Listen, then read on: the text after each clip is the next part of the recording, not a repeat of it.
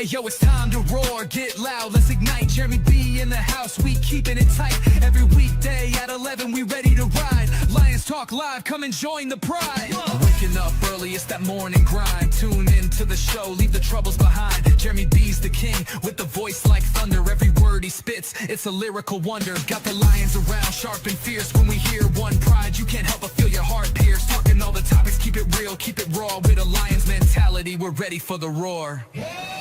One pride, it feels right. Jeremy B bringing the heat, morning light. Every weekday at 11, we taking flight. Lions Talk Alive, yeah, we ready to bite. One pride, hear us loud. Jeremy's in the zone, making us proud. This is a Huddle Sports Network broadcast. You can find us on Roku TV, Amazon Fire TV, Facebook, and of course YouTube. Get all your NFL news here first. Good evening. It is Fantasy Talk with SJB and Haacker. How's he doing? I'm doing great. How are you? Fantastic. Better than yesterday. Yeah. Amen, brother. Amen. Well, before we get into the Fantasy Talk, we got to say it. You're wearing the hat. Congratulations, Tigers. You clinched a spot of berth in the postseason. October baseball is happening. Yes, it is. It was a rocky road down the stretch to get there, but, props to them for getting there. And right before we went live, we saw that Cleveland won on a hit by pitch with the bases loaded. So it comes down to tomorrow on if we hoist the AL Central title for the first time since 2014, I believe. Yep. That was a disappointing season that year, too. Yes, it was. We had a better team that year. We had a much better team. We had a World Series roster back then. Before we get into the fantasy football talk, I got to address it because when you're talking about the Tigers, you got to talk about who's their MVP. For me, it's Skubal, and the reason why is the wins above replacement for the position players behind him. Number one is Gleyber Torres. Number two, I can't remember who it is. 3 was Zach McKinstry. 4th was Torkelson. And 5th is Riley Green. Wow. Oh, look who we got. It's Smoking Dad. What's up? Yeah. Good to see you, Dan. But Tigers clinch. They beat Boston, and that's because Houston lost earlier today. So that's what made that happen, if I remember right. Correct? Houston lost last night to LA, the Angels, and they play later tonight. But with Cleveland winning, their season's dead. They had to have Cleveland lose. So with them losing yesterday and us winning today, that clinched us the spot. And you know what's horrible about that is now that means whether we're first place in our division or if we end up with that 7th seed, guess who we play? Cleveland. Yeah. Yep. It doesn't matter. It just matters on who gets home field advantage. Right. And that hasn't mattered either. No, not really. Just saying. Cleveland's had our number 3 years in a row. They have. Unfortunately. It sucks, but it's the way it is. What's weird is 3 years ago we were a totally awful team and it was 500 that year, but they've been over 500 ever since. And the year before that, when we owned them, we were a bottom feeder. Yeah. And that made no sense to me because they won the division, if I remember right, that year. Or took second, one of the two. But they made the playoffs is what I'm getting at. My favorite memory still of when playing Cleveland is back, I think, in 2012 when we went to the World Series during the regular season. Miguel Cabrera was at the plate and hit a walk-off, I think it was a 3-run home run against Cleveland in the bottom of the 10th. And that was just that imprints in my brain, and the call by Mario and Pimba and Rod Allen. There was just the cherry on top as well. My favorite was watching Kirk Gibson hit that bomb over the right field fence, the one that went across the street into the lumber yard of the old Ace Lumber Warehouse. Yep, at a Tiger Stadium. Yep. Mm-hmm. And because they didn't know where it landed, they had to estimate by where it went. And they said in modern day measurements, that probably would have been a 705-foot moonshot. Holy shit. because that's where it stopped. They Right. don't know where it landed. They don't know if it hit like a pile of wood and dropped or whatever, because it was near a stack of 2x4s or 4x4s or something. But That's crazy. That's insane. so for fantasy football, who was our leaders in week 3? All right, week 3 PPR fantasy leaders. At the top spot, we have wide receiver Trey Tucker with the Las Vegas Raiders. He scored a whopping 40.9 fantasy points, 8 receptions on 9 targets, 145 yards, and 3 touchdowns. And Good. what's even crazier is they lost that game. Yeah, they lost. That's just insane. Who was number 2? Number 2, we have Jonathan Taylor from out of the Indianapolis Colts. He scored 32.8 PPR points. He had 3 rushing touchdowns, and he led all of ESPN fantasy winners list for week 3. Wow. And who was 3rd? Third, believe it or not, was a defense. Can you guess which one? Chicago. No, Minnesota. Oh, yeah. Both of them had a very good defense that week. Yeah. 3. They dropped 30 fantasy points for a defense. Good. Great. Googly moogly. I don't know the exact stats of what they did, but I know they had a few interceptions on Jake Browning. And yeah. Wow. Yeah. So if you do defenses in your leagues and you had the Vikings, well, congratulations. You probably won your week that week. Number 4, we have our very own running back, David Montgomery. Yes. At 29.4 points. He had his stats up. 162 yards, was it?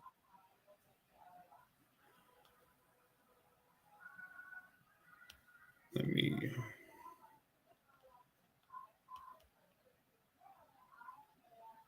Mr. Montgomery had 151 yards and 2 rushing touchdowns. He also had 1 reception for 13 yards against the Ravens. And did I say how much he scored? 29.4 if I didn't say that. And then at number 5 is Caleb Williams. He had a game. He did have a game. He had a career game against the Cowboys, went 19 for 28 for 298 yards, 4 touchdowns, no interceptions, and was awarded for the first time in his career NFC Offensive Player of the Week nod. Yep, and he also got the air and ground FedEx Player of the Week. Did he? Okay, good on him. I think he had a couple rushing touchdowns as well, if I remember right. I think so, yeah. And then outside of the top 5, you had Jalen Hurts, who scored 29 points, Hunter Henry with 29, and Mark Andrews with 27.1. Yeah, Mark Andrews is tearing us up. Yes. And he got that 1 garbage time touchdown, which I know in our league decided some pretty close matchups. I don't know. Do you have Mark Andrews? I thought I did. Yeah, I know I got him on one of them. Wasn't there 19 tight ends taken in our draft? I lost track of who went where. It was a tight end draft. It was. So far, for total points in the season, I have the top 3 at each skill position. Number 1 is Lamar Jackson. Despite how bad he was last week, he did great in weeks 1 and 2. Josh Allen was number 2, and Caleb Williams was number 3 at quarterback so far. Wow, okay. Running back, Jonathan Taylor. The guy that has ankles that are deteriorating and made out of Scotch tape and super glue, Christian McCaffrey and James Cook, the 3rd. Here's the weird one is wide receiver. Number 1 is Puka Nacua. Number 2 is Amon-Ra St. Brown. And number 3, 10 wide receivers are tied behind them. Wow. But as far as I'm concerned, the notable one plays along with Caleb Williams is Rome Odunze. Yes, he's having a good start to his season this year. You know who's not in that top those 10 players right there? Jamison Williams. Ooh, yeah, he's not in there, but it's bigger than that. Are we talking Justin Jefferson? Jamar Chase, Justin Jefferson, Talik Hill, and Jalen Waddle are not included in those 10 players. Wow. I can understand Tyreek Hill and Jalen Waddle. That offense in Miami is horrible. Don't trust Tua to save my life. And the top 3 tight ends so far is Jake Ferguson out of Dallas, Juwan Johnson out of New Orleans, and Hunter Henry from New England. Okay. That's weird because Tucker Kraft was up there for 2 Yeah. weeks and then had that disappear week last week. That Browns defense is legit. Yeah, yes, absolutely. So that is your scoring leader so far.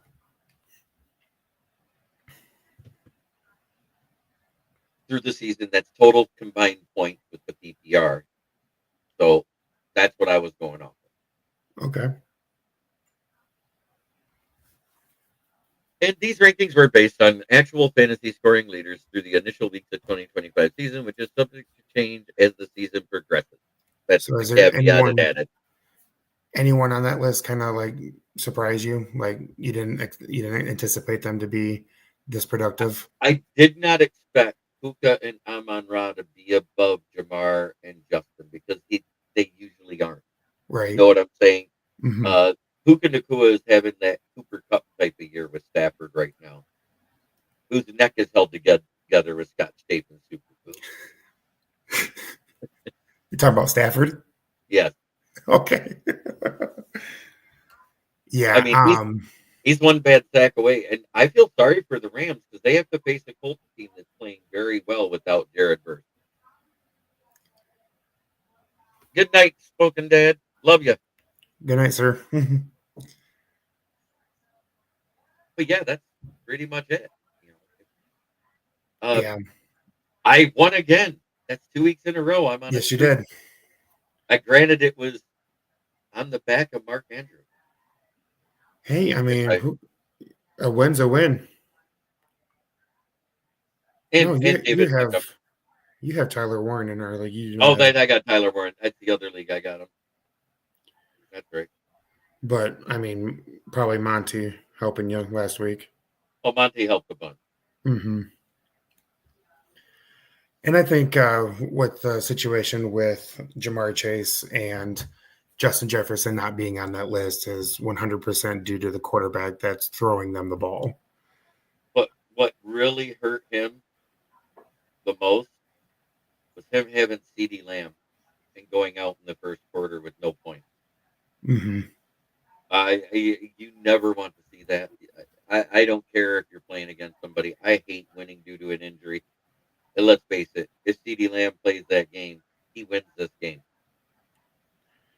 He wins that matchup. Absolutely. Yeah, Tyler Warren had his worst game, but they did score 41 points versus Tennessee. Which up until that point, Tennessee was in the top 5 for scoring defense. Because Yeah, they had a decent defense last year to start the season. They were number 1 until they faced the Lions. Yeah. We won't talk about that. I think Titans fans everywhere, they tighten up in different areas than the way they mean it to be.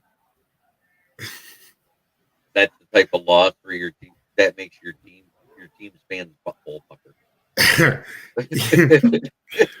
Yeah. But I mean, us as Lions fans we understand that feeling. We understand that feeling better than any other fan base in the NFL. You know what team I think is going to feel that the most this year because of how long he'll be out? That's the Bengals. Mm-hmm. Horrific defense. Had a prolific offense as long as their quarterback plays, and he can't play. And we play the Lions play the Bengals next week, correct? It's either the Bengals or the Chiefs next week. I can't remember which. I think we play the Chiefs and the Bengals. I could be wrong. So, I mean, I was anticipating that game to be kind of a little bit like a shootout, like I was anticipating the Ravens game to be. But without Joe Burrow, I mean, I expect us to kind of feast on that defense now. Yeah, it's Bengals next week. You're right. And then Okay. it's the Chiefs. Then the Bucks come to town. Then the Vikings come to town. Then the Lions go to the Commanders. Then the Lions go to the Eagles. Then the Giants come to town. Then the Packers come back to town. Then the Cowboys come back to town. Can I say that I am super pleased that we don't have an early week bye? Oh, we know all about it. Oh, Next week is the Packers bye. yes.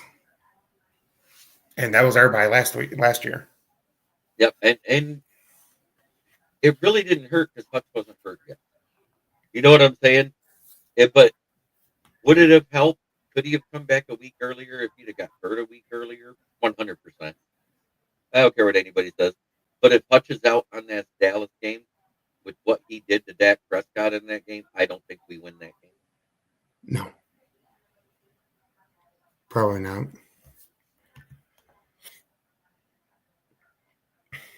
But, heading into week 4, want to go over kind of like our waiver wire pickups? Sure. Let's go look in the league, see who's available. In ours, anyways. Yeah, I got our league queued up It's a good judge. So for top scorers available: Marcus Mariota, Geno Smith. I got the all up, and it's putting. Yeah, so do I. Bryce Young, Tua Tagovailoa, Joe Flacid, Spencer Rattler. That you know it's bad when you see Spencer Rattler's up there. Carson Wentz, Jake Browning. He's on the waiver wire. I don't think anyone's going to pick up Jake Browning after what he did. Got down. Trey Tucker. Yeah, he might be. I mean, he went off last year, or not last year. He went off last week. Had a career game. But he's not available now. Oh, you bastard!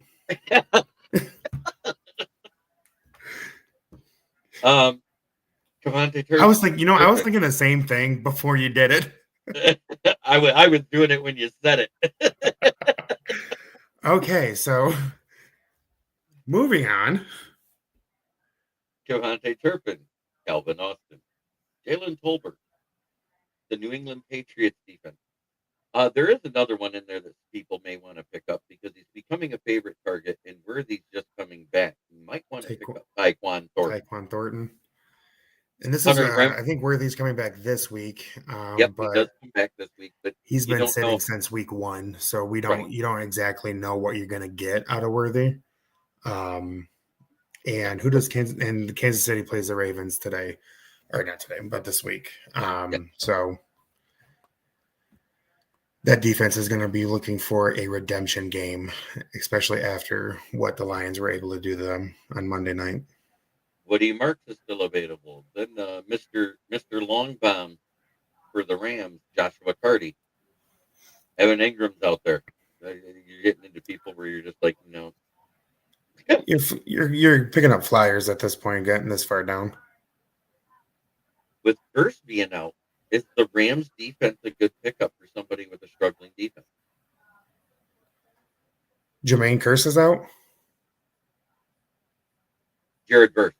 Oh, Jared Verse. I think you said Kearse. I mean, that's their best pass rusher. Right. But at the same time, they're still projected to get 7 points knowing he's out. But they are also facing Indianapolis. Right. That is the only thing that makes me go. So, I mean, as bad as they play. What's up, Ralph? Hey, Ralph, good to see you, brother.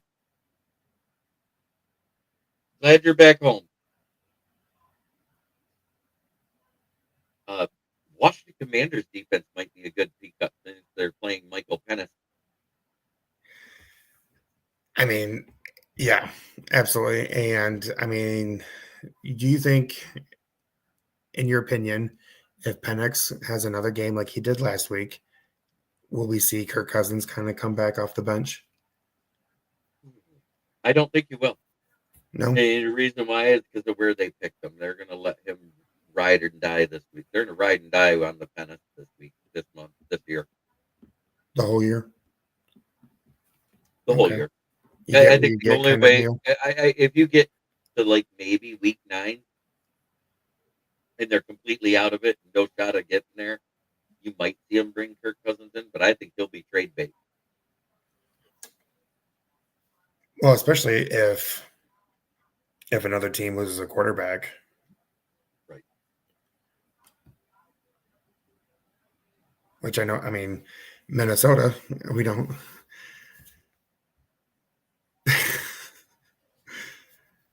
Because it's not looking very good for Mr. McCarthy out there in Mini. No. Which is unfortunate because I'm a Michigan fan, but I kind of said that he wouldn't transition well into the NFL. I wouldn't do it this week, but to put him on your bench in case you got a bye week coming up. Cleveland Browns defense would be a good pick. That would be a good pickup.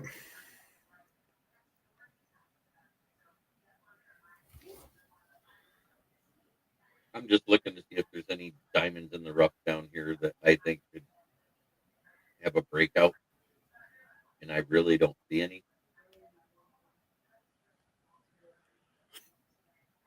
Let's see what Fantasy Pros has to say for this. Noah Gray might be a good pickup because he seems to be the better red zone target for the Chiefs. So I'm on the Fantasy Pros website, and they have for their number one waiver target for this year is Geno Smith against the Bears. Gee, wonder. He's rostered in 27% of fantasy leagues, and they're saying, he's coming off an outstanding performance against the Commanders in Week 3. He completed 65.5% of his passes, 29 pass attempts for 289 yards, and 3 touchdowns, all to Trey Tucker, scoring 26.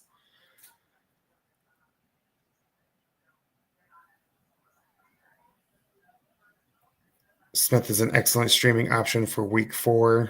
Last week, Dak Prescott had only 1 passing touchdown and 12 fantasy points against the Bears. But the Bears are not the Bears. The Cowboys are probably without CeeDee Lamb for a while. Mm-hmm.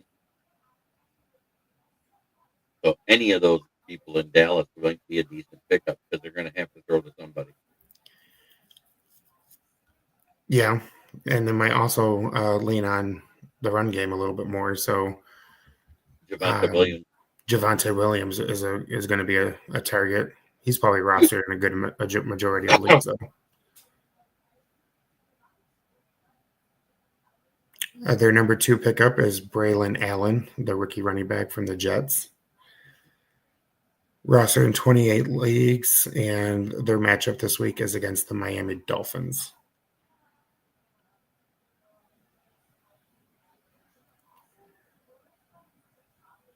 What a snoozer for a Monday Night Football game. The 0-3 Jets against the 0-3 Dolphins.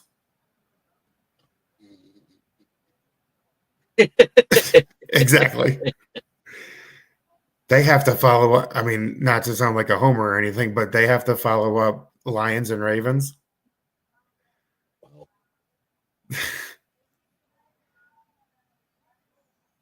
And Barkley is playing against Tampa Bay. Will he be the next Miles Sanders versus them? And you know what I'm talking about. Is this the game where Saquon Barkley ends up hitting the Madden curse? Yeah. It's going to happen. It's not a question of if, it's a question of when. When. Mm-hmm. Because so far, every current player that's been on there, other than, well, no, you can't even say that because when it started was 2000. That was the first time they started using player images on the cover. They used to be just John Madden saying Madden football up until that point. They actually put a digital image of Barry Sanders on the cover of Madden 2000, and that was the year he retired before the season started. Oh. Well, there was 100,000 copies printed with him on the cover. Then they recalled them, and they changed it to Garrison Hurst. Okay. Of the 49ers. Huh. I didn't know that. Just one of those moment. Yeah, right. Makes you kind of sit and think.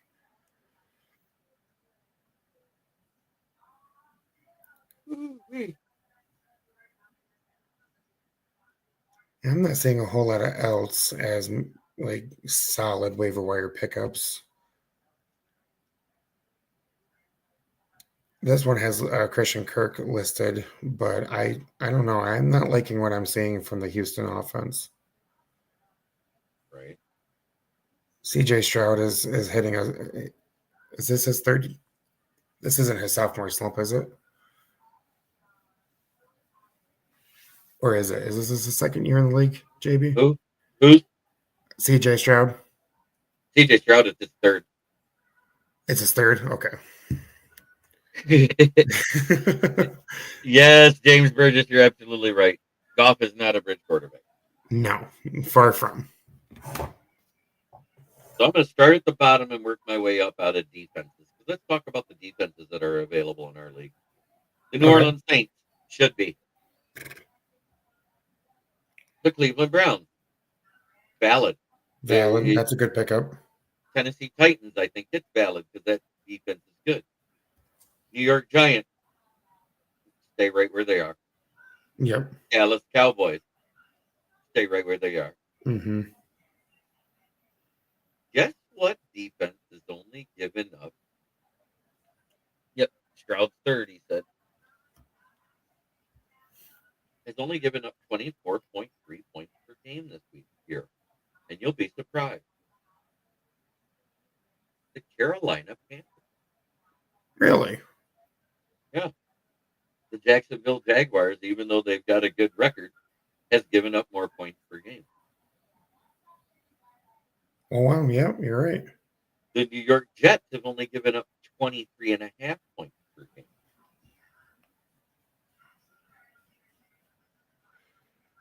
The Chicago Bears has given up 24.8. Everybody says the Commanders don't have a defense, but they only average giving up 22.8 points per game.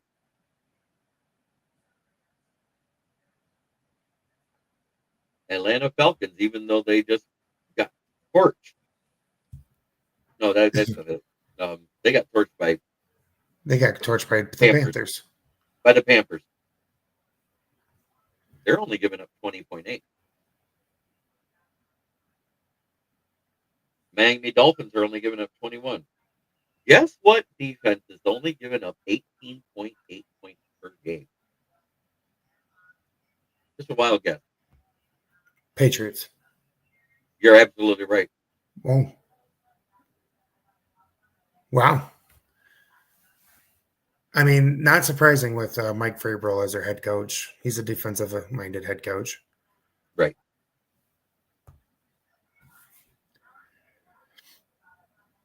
I don't understand. I don't understand why people say the Commanders don't have a defense.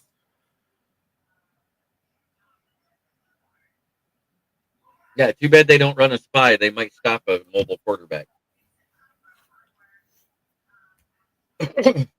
I mean, he never ran a spy when he was in Detroit. 3 times in 4 years.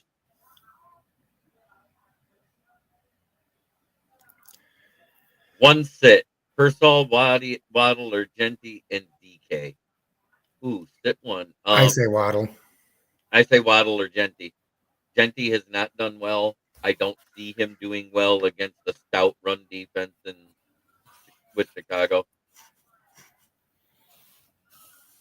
In a tough spot with CD out, shaking up my flex in a PPR, do I need to start to Etienne and Pollard or Chase Brown? Yikes. Which ETN are we talking about?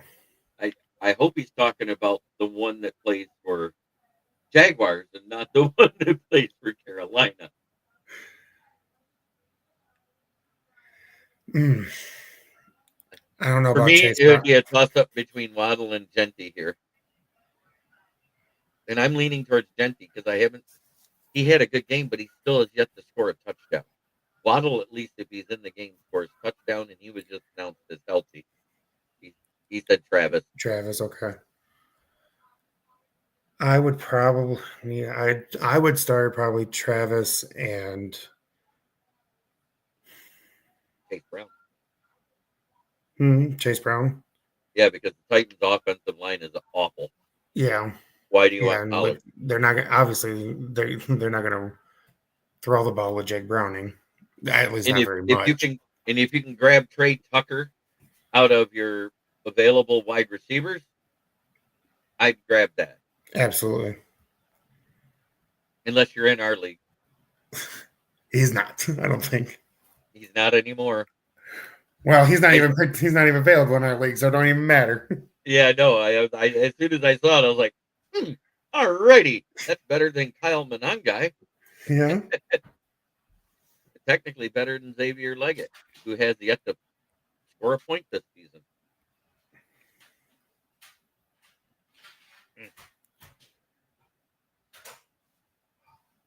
Not scared of Houston's defense versus ATN. No. They're more of a quarterback attacking defense. He's still going to get his screen passes. He's still going to get you. If you're in a PPR league, whether it's half point or a point, he's going to get you 2 points and a half point and 4 points in a regular one. 4 points plus whatever yards he gets is huge. And he is elusive enough to make guys miss, but he's not strong enough to like bounce out of stuff all the time. Usually only bounces off corners and safeties, as long as the safeties aren't hard hitters like Brandon Kirby or Kyle Hamilton.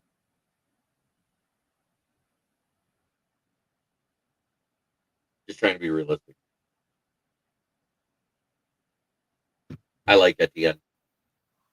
So, kind of a little bit of defensive stats on the Texans that I found through this year. So they've had 70 rush attempts with 236 rushing yards allowed at 3.4 yards per carry. They've allowed 1 rushing touchdown, and the longest run is 25 yards. They've allowed 10 first downs, and their rush first down percentage is about 14.3%. So they're limiting the explosive runs, but kind of giving up areas where it's like short, like between the 20 or something. Between the 20. Yep. It looks like they're like the defense of the Lions last year. They're clamping down in the red zone and trying to clamp down on third down. Correct? Correct. But like first and second downs is where most of the teams do their damage, it looks like, right? What was that? I'm sorry. First and second down is where the teams do the most damage. Mm-hmm. They got a win rate of 14.3 versus the run on first down. That's not that good. That means 85.7 people are successful. Correct? Correct. Plus, I would also think that they're going to try. The Jaguars are going to try to kind of get Will Anderson not to be a threat when passing the ball. So I believe they're going to try to get the run game going first.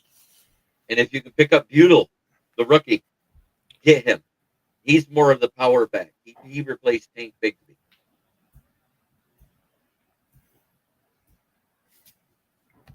Just saying.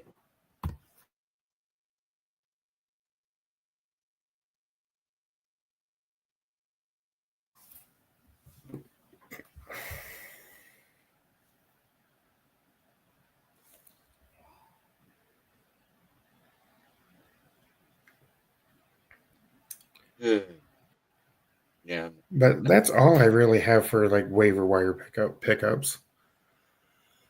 Oh, should I burn Buffalo? Polling: should I burn Buffalo in the Survivor Week and get a cute, or try Houston versus Tennessee?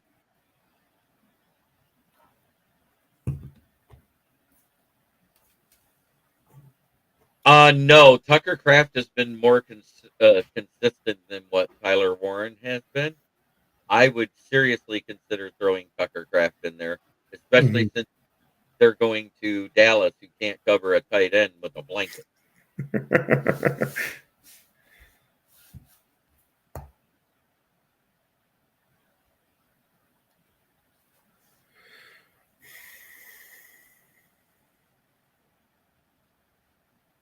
So my wide receivers starting in one league this week, not ours, is Justin Jefferson, T. Higgins, Tyreek Hill, and Ibuka. I think that's a pretty solid wide receiver core in fantasy. Yeah.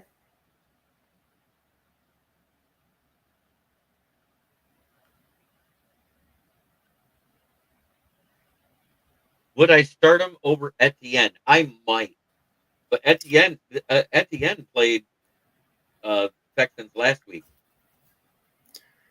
Does your league? I guess my question would be: does your league have a tight end premium set up? Because this week Etienne is versus the San Francisco defense.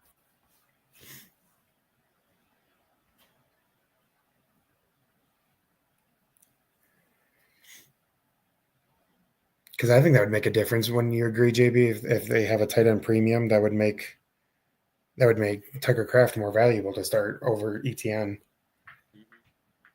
Right, and especially if it's a full point PPR. Mm-hmm. Tucker Kraft will get more targets naturally, unless he ends up being like last year and start missing time.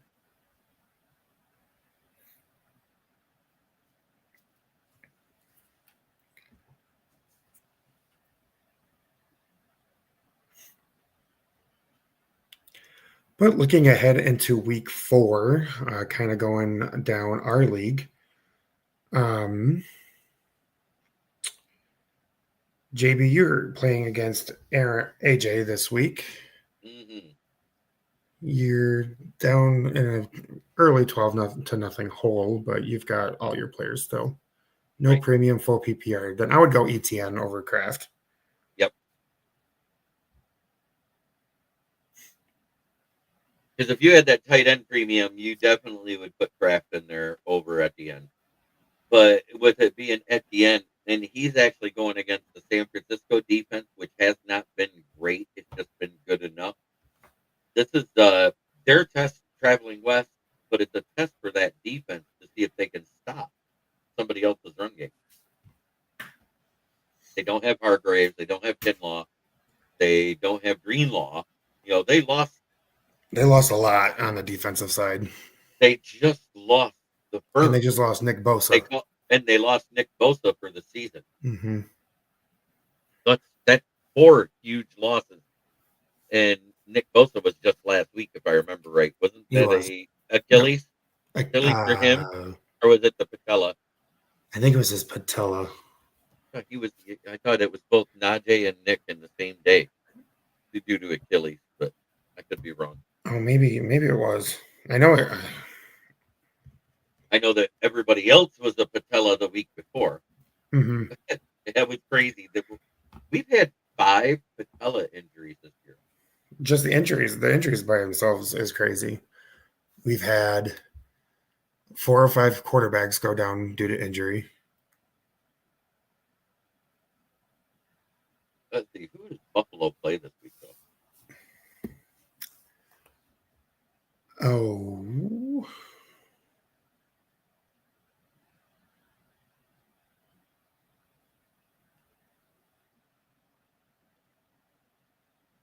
Buffalo plays the Saints. Oh, God, yeah. If you want the cute win and just to get it over with, you know they're blowing them out. It's going to be they're going to be 70-0 by halftime. Oh, I wouldn't. They could drop 100 on them. I wouldn't be surprised. I seen somebody do a meme where it said 150-0, and I about died. I mean, And this is that's the a bad week they were matchup. thinking about bringing Chris Olave back, and I think they looked at they were playing Buffalo, and they said, "No, fuck that." Oh shit. I know. I wouldn't bring him back versus Buffalo. No.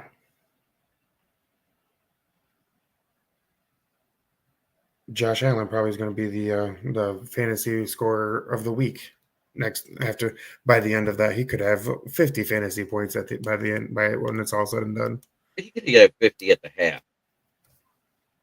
He could have 50 at the half. that defense can't stop a cold.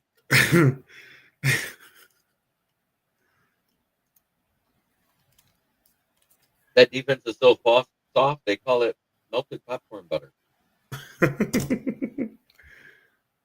And that's just like that running back that we heard about over there in Baltimore. King Butterfinger. Oh my gosh! Can you imagine? What if what if he has another late round, like fourth quarter game fumble against Kansas City? Remember, he almost lost it to Miami because of that. I know. And he did lose to the Bills, and they definitely lost to the Lions. Oh, absolutely. But he has fumbled in every single game so far. 4 fumbles altogether. He had 2 fumbles in one, if I remember right, and that was the Bills. I think he had 2 against Miami or 2 against Buffalo. Buffalo. Miami? I thought it was 2 against Buffalo in week 1. Maybe it was Buffalo. The one was early, and it didn't equal any points, so nobody thought anything of it. But the other one was during that 15-point swing.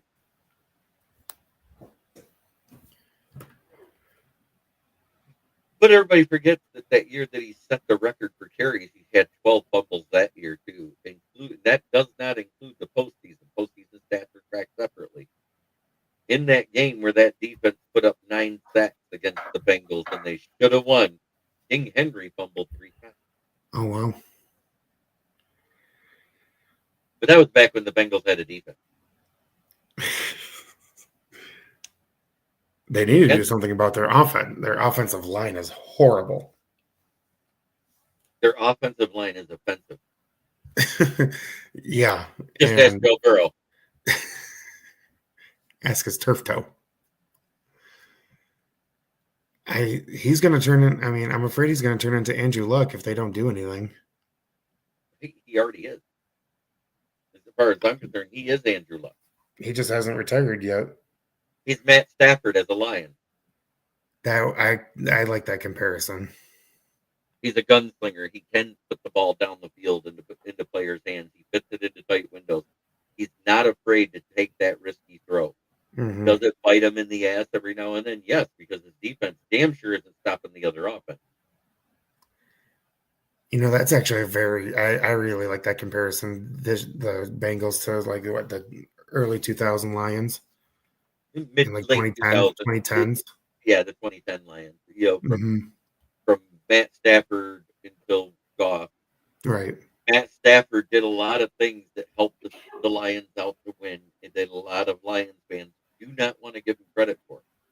They want to say it was this and that and the other. I mean, now the 2014-15 season when we lost to Dallas in the wild card, Jim Caldwell's first year, let's not forget that was what Mayhew and Schwartz built for that defense, and that defense was either second or third all time in NFL history for yards per game at the end of the season, rushing again.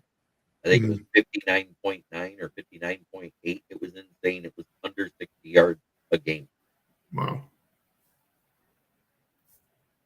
There was one game where there was negative 10 yards for the total for the other team. Oh, shit. Can you imagine how embarrassing that is? Yep, we had 20 carries for negative 10 yards. Ouch. Because even a bad team rushes the ball 20 times. Right. That's what I was getting at. We know we were a bad team for a long time. We used to rush the ball only 20 times because we couldn't get it going.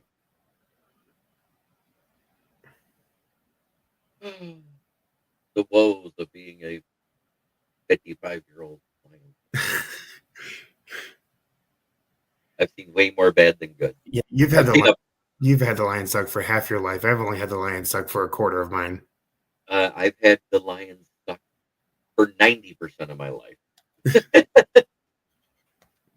They've only been good 10% of it. At least I'm realistic. There's been 5 great seasons with the Lions. The 91 season. The last 3. Because to go 9-8 and just miss the playoffs after we started 1-7, that was great because the best thing about it was winning that last game in Lambeau. Getting Green Bay to kicked out of the playoffs. That was a win for me.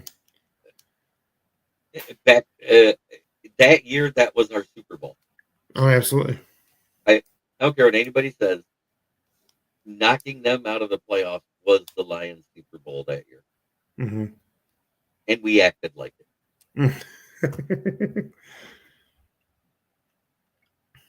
And I'm not even going to sugarcoat it. I'm not going to. And I'm talking, we saw fans come out of the woodwork from that. And now we got wine and cheese totaling rich kids out of Livonia and Westwood. All those places down in Detroit where the rich people are coming to see the Lions play in person now.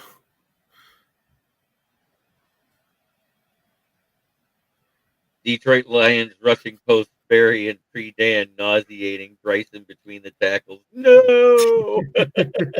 Yes, exactly, James Burgess. Post Barry in pre-Barry, we were kind of spoiled for a little while too, from 1980 through 85 with Billy Sims.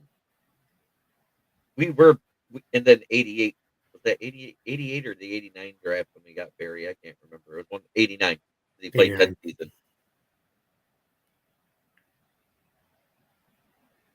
1980 Rookie of the Year, Billy Sims, NFL Rookie of the Year.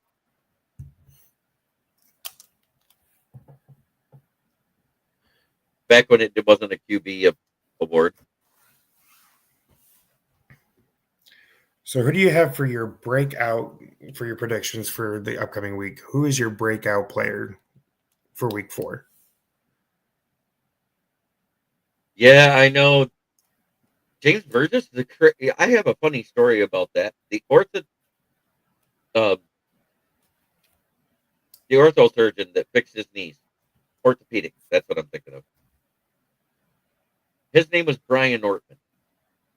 Flash forward to 1991, and he was a part of a new stitching process for Achilles tendon. Yours truly severed his Achilles tendon. Brian Ortman was the doctor who put my Achilles tendon together. Oh, wow. 95, he died of a heart attack while snowmobiling with his kids. He sat there and goes, I don't know how good this micro stitching that we use that melts away inside, but it's something new that we're trying. And it's supposed to make it as good or close to good as it was before the surgery. As long as you don't end up with a big lump in your Achilles tendon, you'll be fine. You may never run again, but you'll walk. In 1997, I ran a 4.740 as a smoker. Wow. And I was overweight by then. At least I admit it. But I did that because they said, the way you smoke, you can't beat a 5-second 40 time. And I was blocked by some guys at work. And I said, I don't know. I was pretty fast. And yeah, right, white boy. Yeah. And as he goes, I got $50 that says you won't beat a 5-second 40. And I said, make it 100. Because I was confident I was doing it. Ooh, the confidence. I like it. Ran a 4.72. And left $100 richer. 200 because the other guy got in on the action. Oh, too. even better.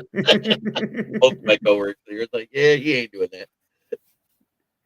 And I got to the end, I stretched a little bit, and lit up another cigarette. Pay up. And let's face it, in 97 in Tennessee, $100 was almost 8 cartons of cigarettes. Not no more. Last 40 years, I've seen a lot of good in soft tissue injury recovery. Yes, and like I said, 91 was the first time that you could recover from Achilles tendon in under a year. It wasn't a career ender anymore, is what I was getting at. It still was considered that professionally until I think about 94, 95. But the guy that broke the mold and came back the fastest after the Achilles tendon surgery, I have his signed helmet right here. He's currently a Minnesota Viking. Cam Akers. Oh, wow. Remember, he was back and on the field in 10 months. Yeah, I remember. He actually had a good He's had The a decent playoff. career. He had a He had, great yeah, playoff run that year. he had a He was, when Goff was a Ram, when they both were Rams. yeah, because I know they missed it in 2018. Wasn't it 2019 they went back to the playoff? Yes. Was that no? 19 they made it back to the playoffs, but they lost in That the was against round. the Patriots, right? That was the No, snooze no, no. That fest. was the 2018. That was still Todd Gurley then. Okay. I'm talking about they didn't make it to the Super Bowl. They made it to the playoffs and they lost in the divisional round. They won the wild card game, but they lost the divisional round. Oh, against the Eagles. Yeah. Because I think that was the first time we had Chiefs versus Eagles Super Bowl. Yep. Mm-hmm.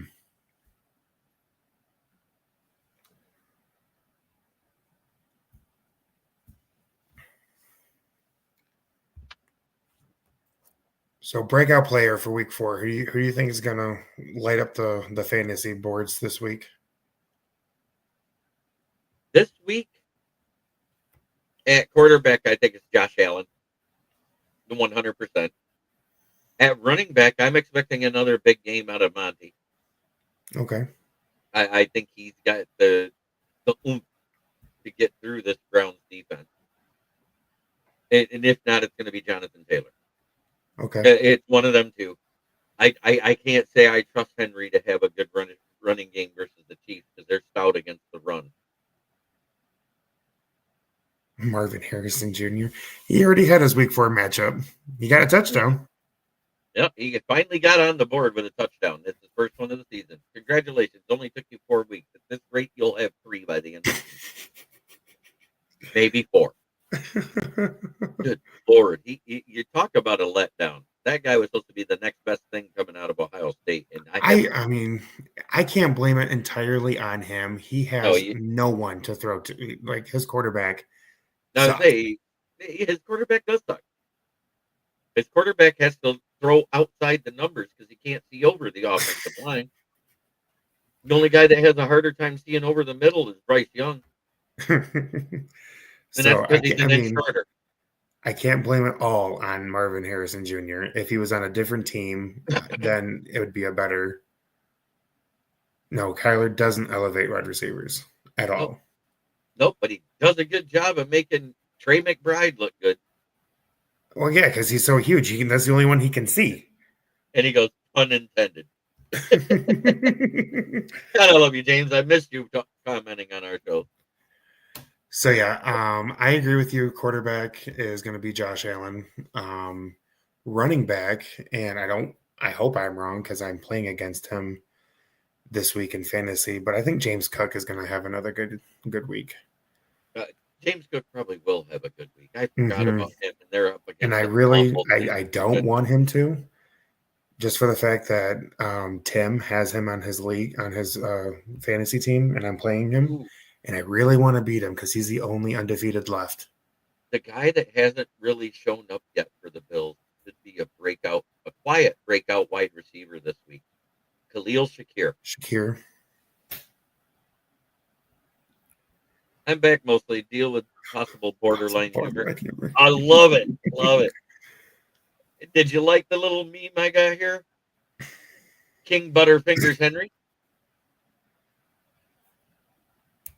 So, but I wouldn't be surprised if Monty and Taylor has a game too. But I think Cook is going to be up there as well.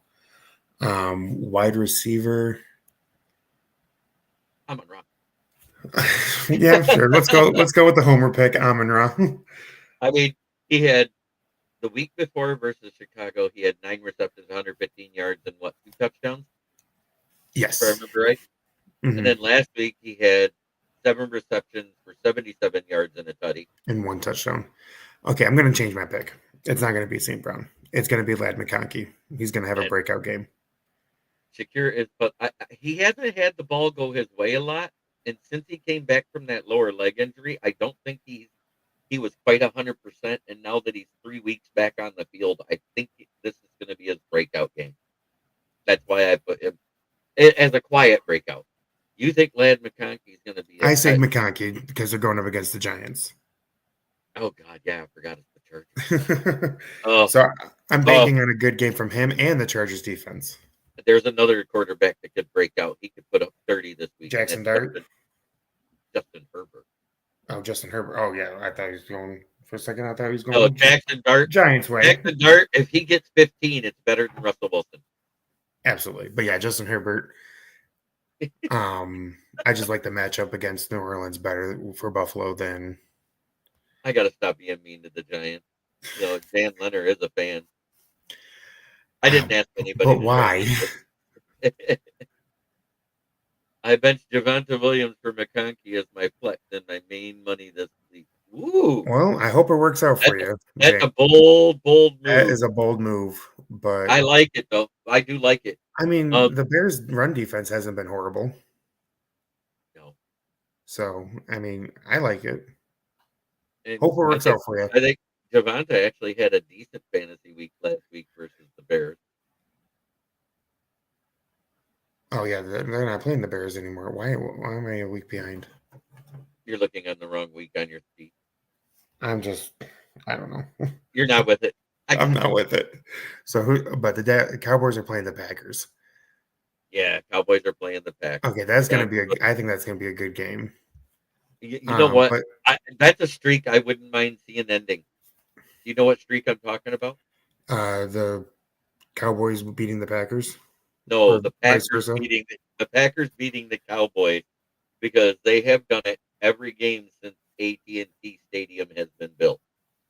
That's officially Lambeau South until further notice. Excluding the playoffs, right? Because I'm pretty sure the Cowboys beat the. No, remember the Cowboys spanked the crap out of them and then lost to the 49ers next week. Oh yeah, you're right. It was like a 42-10 game type thing for the Packers.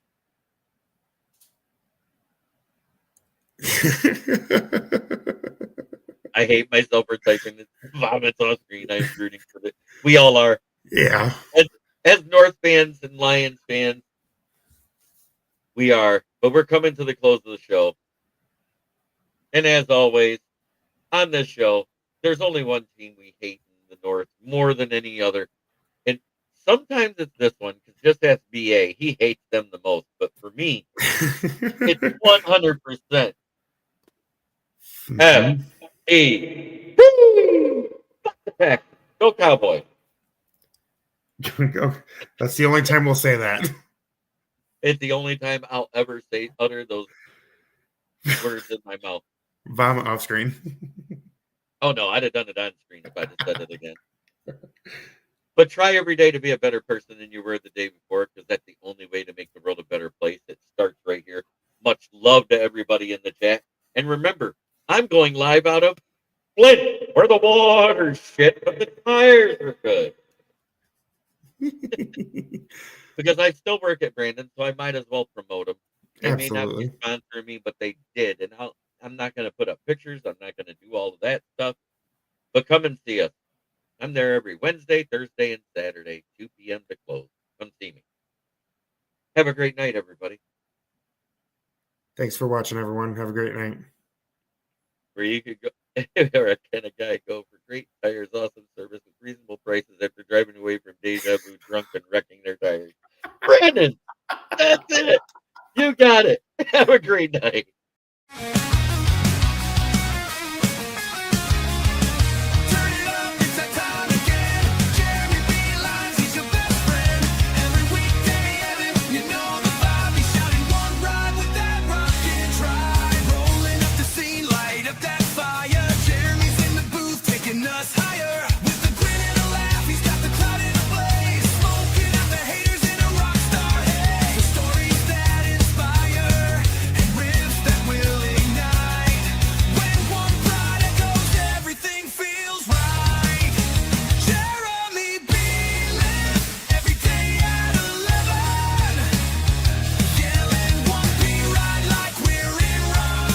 This is a